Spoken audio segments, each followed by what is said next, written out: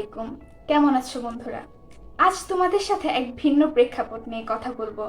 আমি লুবনা তাসনিম লাবণ্য। আমি অর্ণব দাস। আমরা হেঁচকি কেন তুলি? হেঁচকি, যার ইংরেজি প্রতিশব্দটি হচ্ছে বেল্চ। শত শত বছর ধরে আপাত দৃষ্টিতে এই ক্ষতিহীন সমস্যাটির নানামুখী কারণ খোঁজার চেষ্টা করেছেন বিজ্ঞানীরা। হেঁচকির সময় সাধারণত শ্বাসনালীতে খিঁচুনির মতো শব্দ হয় এবং যার দরুন শ্বাসনালীতে দ্রুত বাতাস প্রবেশ করে। খেতে বসে হেঁচকি উঠলে আমাদের মা ঠাকুমার কাছে শোনা যেত কেউ নিশ্চয়ই মনে মনে আমাদের কথা স্মরণ করছে। এরকম আরো নানা অন্ধবিশ্বাসের শেষ নেই চারদিকে। তবে এর সাথে কিন্তু বিজ্ঞানের কোনো মিল নেই। তবে কেন ওঠে হেঁচকি? হাঁচি কাশির মধ্যে অতিরিক্ত মদ্যপান, অতি দ্রুত খাবার খাওয়া অথবা খুব বেশি পরিমাণে সফট ড্রিঙ্কস গ্রহণ করা, এইসব কারণেই আপনার হেঁচকি হতে পারে। তবে হঠাৎ করে কোনো কারণ ছাড়া হেঁচকি ওঠাটাও কিন্তু অস্বাভাবিক কিছু নয়। এটি খুবই সাধারণ এবং কয়েক মিনিটের মধ্যেই এই হেঁচকি থেমে যেতে পারে।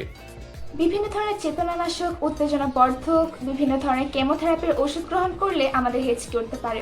তবে মিস আক্তার বলেন, কিডনি ফেলের ক্ষেত্রে, স্ট্রোকের ক্ষেত্রে এবং বিভিন্ন ধরনের রোগ যেমন হচ্ছে দেখা যায় মেনিনজাইটিসের ক্ষেত্রে ইত্যাদি কারণে হেঁচকি উঠতে পারে। তবে সাধারণ ক্ষেত্রে কিন্তু এ সকল কারণে আমাদের হেঁচকি ওঠে না।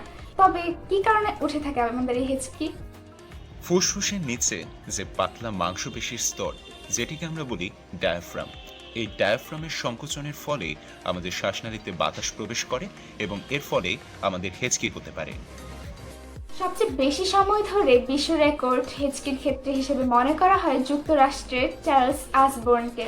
তিনি 1922 সালে হেঁচকি তোলা শুরু করেন এবং দীর্ঘ 68 বছর পর অর্থাৎ 1990 সালে হেঁচকি তোলা থামান।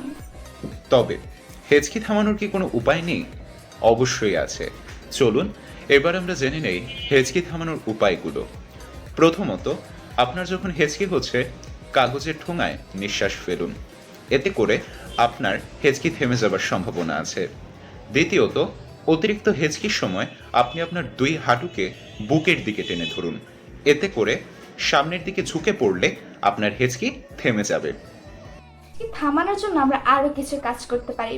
বরফ ঠান্ডা পানি খাওয়া, লেবু খাওয়া, একটু ভিনেগারের স্বাদ নেওয়া, বিভিন্ন ধরনের কাজ করা, যেমন আমরা কিছুক্ষণ দম বন্ধ রাখা।